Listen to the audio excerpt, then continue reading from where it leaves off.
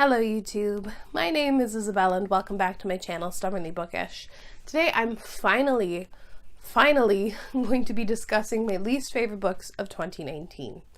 Now I read 80 books in 2019, so there were bound to be some stinkers, and boy were there some. I've rounded up the 8 books that I liked the least. If you like these books, that's fantastic. Trust me, I'm glad someone likes them. Just because I dislike these books doesn't make them inherently bad or your taste bad. So grow up. We're not attacking no one for our reading tastes and opinions. I'm not doing it. I have ranked these books from like least worst favorite to absolute hated the worst. I've been intending to film this video for weeks now. I've had them planned, but I got sick and boy has that been a bummer. I think you can still kind of hear it in my voice and my throat is kind of sore, so I'm trying not to spend too much time on this video, saving it up for like the best of the year. I would also like to quickly shout out the worst media of all of 2019, and that was season 8 of Game of Thrones and Star Wars Episode 9. Those were both terrible and I could talk about them for hours on end. Those were the worst things I consumed in 2019. So, you know what? In hindsight, at least the books weren't as bad as those two popular franchises that disappointed my soul. Book number 8 on this list is The Bells by Danielle Clayton. I think this might be a case of it's not you, it's me. This book just didn't quite stick the landing. I was really looking forward to societal commentary on beauty standards and the commodification of beauty, but what we got was kind of a, I don't know, lukewarm discussion in there. We just have a really naive main character and she doesn't change a lot or have a lot of realizations in this story, so I found her incredibly frustrating to read from. And you know, it probably happens in the sequel, but I don't really have interest in reading the sequel anymore. The story was far too long for what actually occurs in here. A lot of it is filler. It is not an entertaining story. It didn't work for me. I gave it 2 out of 5 stars. It's not terrible, I just wanted it to be more. Book number 7 on this list is one that I don't own. It's A Winter's Promise by Christelle Dabos, and it's translated by Hildegard Siri. This is a translated novel from French. It is a very, very popular French series of books. I think it's a quartet. And this book also didn't hit the mark. It has such a cool premise in which society is now sustained on these like magical, huge floating islands.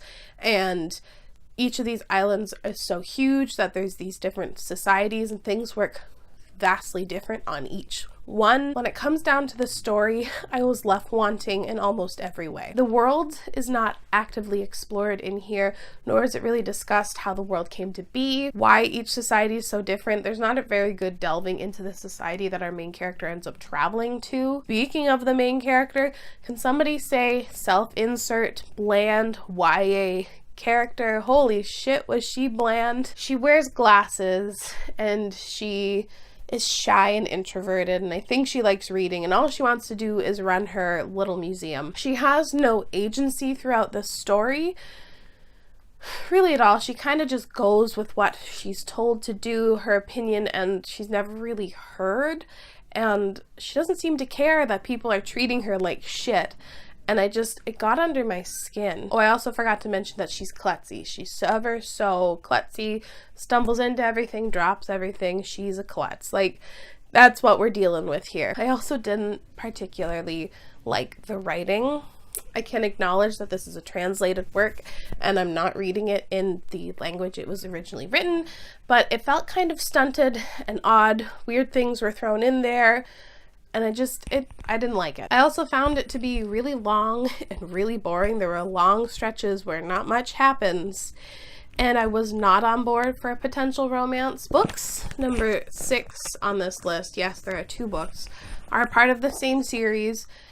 And boy, were they also disappointing. The theme of this video can be disappointing. But they just really, really sucked. And that's Crystal Storm and Immortal Rain by Morgan Rhodes. These are books 5 and 6. The penultimate, and that's the right word, right? The second last and last book in the series, in the Fallen Kingdom series. I will fully admit that the Fallen Kingdom series is not revolutionary by any means. It's not new. It's very standard in its premise, but I found the characters really fun. Just where the plot went, went in a crazy direction, and yet I never feared for our characters.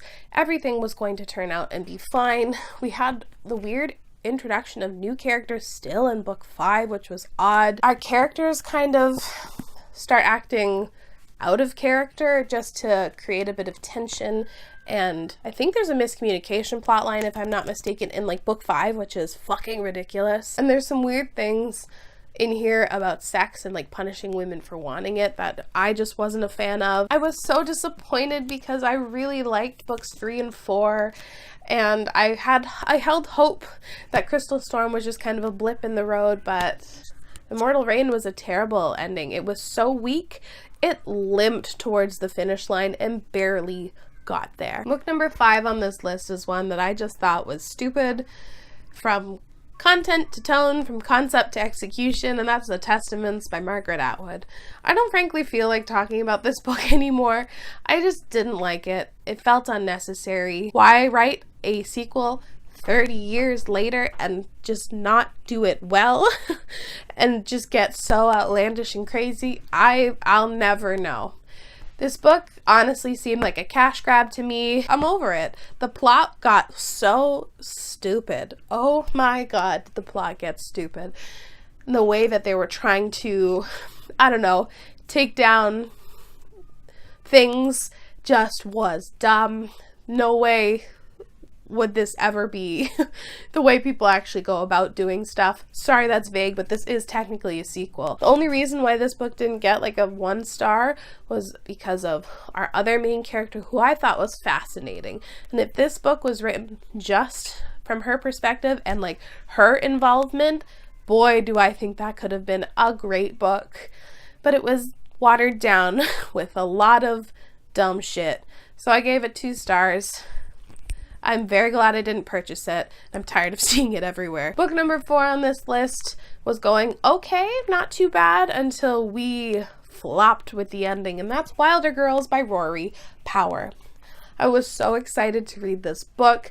There's a young adult horror, has the most stunning cover, set on this remote island. There's a school setting. There's so much going for this. There's body horror. There's like a ton of shit that I was so excited to read about. I liked the way that the mystery was unfolding. I thought the characters were a little bland, a little weak, but I could get behind them. I just thought the ending didn't fall flat. The ending just didn't occur. And it's really difficult to talk about the ending of this book without spoiling it, but boy, can I say unsatisfactory. I am okay with stuff in books not being resolved. We'll just leave it there. For God's sakes, The Handmaid's Tale is one of my favorite books of all time. Well, maybe, I don't know. The Testaments kind of blurred that for me. I don't want to talk about it too much more because, again, spoilers, but if you've read the book, you obviously know what I mean. I gave it 2 stars. Boy, was it a bummer. These last 3 books, my least favorite of the year. One of them is objectively the worst, but it's number 2 on this list.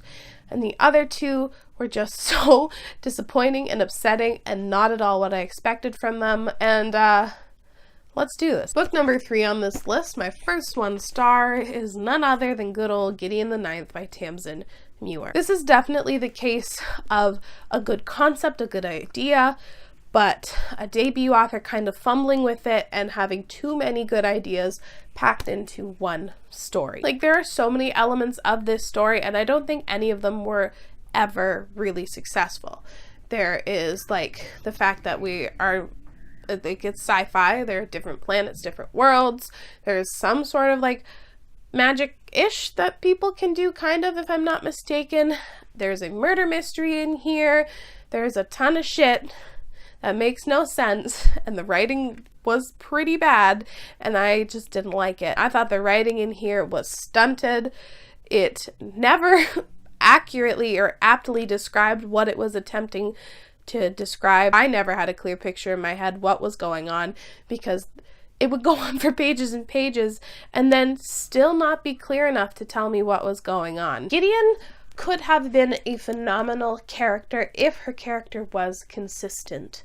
She's kind of snarky in the beginning. She has a different sense of humor, but she kind of marches to the beat of her own drum. But then some plot things occur, and for like 200 pages, she just has no agency throughout the story. She just is kind of listless and goes through the motions. She never really voices her opinion, even though this story is told, like, this is Gideon's story. I would best describe the ending of this, if you're a fan of any like sort of Marvel movies, the Act 3 that always tends to come throughout the Marvel movies, the big bad, these big monster battles, and I just thought it was kind of lame.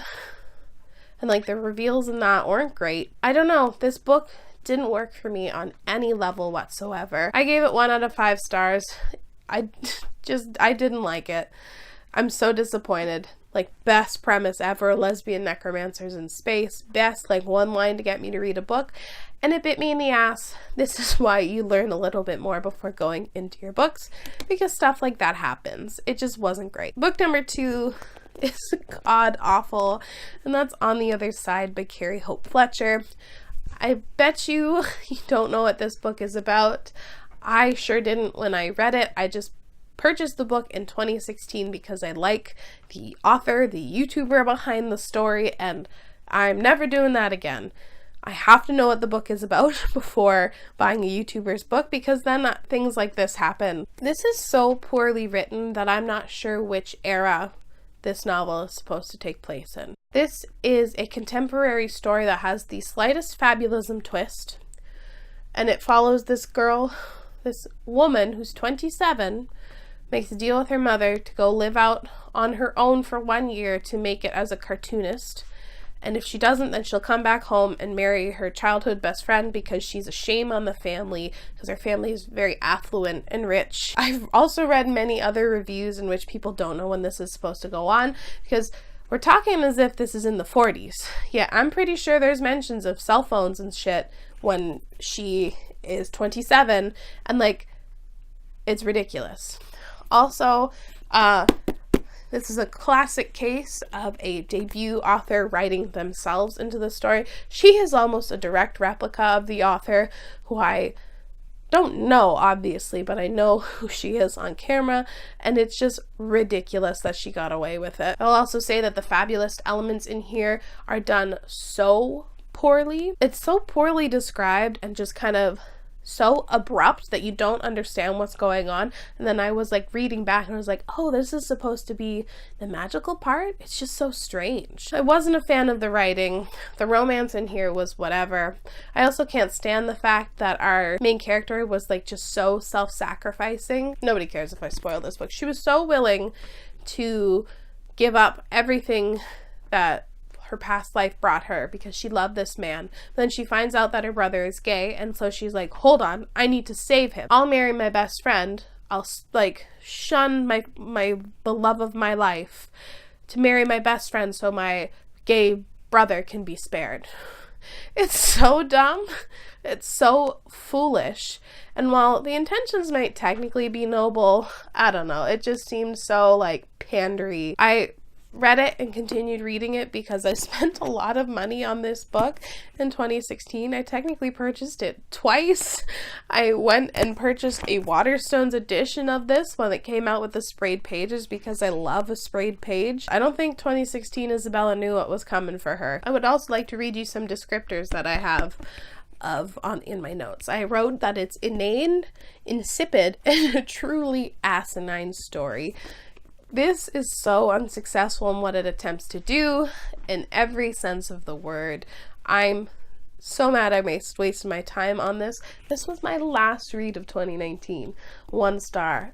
Terrible book. So I'm actually kind of terrified of this book, of talking about this book. It was one of my most anticipated releases of 2019. I'm nervous because I've loved some things that this author has done. I used to consider her one of my favorite authors of all time, and I'm not sure I can do that anymore because I hated this book so much, and that's Ninth House by Leigh Bardugo.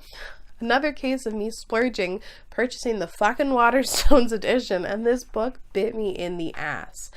I love the Six of Crows duology. I loved The Language of Thorns, and I even loved Leigh Bardugo's Wonder Woman's book. Didn't like Grisha, but I had 4 books that I genuinely loved and gave almost all of them 5 stars. And this book came along and just kind of spat on that. I hated this book so much. The writing in here was truly awful, and I feel like a clown because I love Leigh Bardugo's writing in other stories. Like, I just don't know what I read. The writing in here, the second you get into it, other than it being overwrought and overly descriptive, it's trying to like hit you over the head with the fact that this is an adult story. Speaking of the construction of this narrative, I thought it was so poorly done. The choices to break up the story how it was done was just idiotic. This book was being edgy for like edginess's sake. It attempts to discuss classism and poverty and all these grand topics, but it doesn't actually discuss them or barely address them at all. Our main character in here, Alex, is one of the most weak and flat characters I've read from in quite some time. She also has not a lot of agency.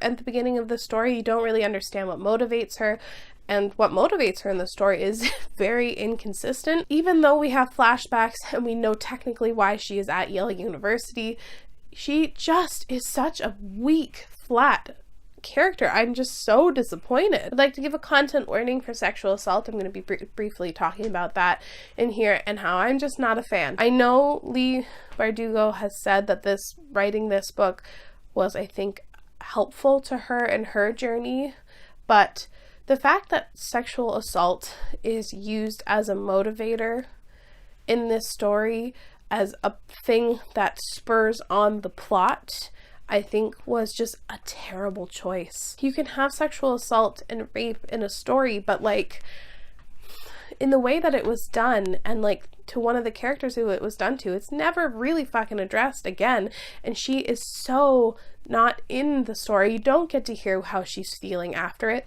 and it's just there to springboard Alex and doing another thing, and it's just insane to me that that was a choice and that was okayed. Point blank, I don't think this book would have been as well received if it wasn't written by Leigh Bardugo. This was a train wreck, and I'm scared to say that, but it was not good. It's my least favorite read of the year, and if you had told me that last year when I was talking about my most anticipated releases of the year, I would have been shocked. I'm also going to be linking a review of Ninth House by Mari from My Name is Marinas. She did such a fantastic review and very well described how she felt about the narrative and how it reflects a lot of what I was feeling, and I don't think I have the energy to discuss this book anymore because it was just such a disappointment. So that's it for my worst reads, least favorite reads, whatever you want to call it, reads of 2019. I, for the most part, am fine with posting this video, but I'm a little nervous because I have some darlings on here. Let me know down in the comments below your least favorite read of 2019. Tell me some books that I should stay away from. Thank you so much for watching. I really appreciate it, and I'll see you again very soon. Holy crap, does my voice sound bad.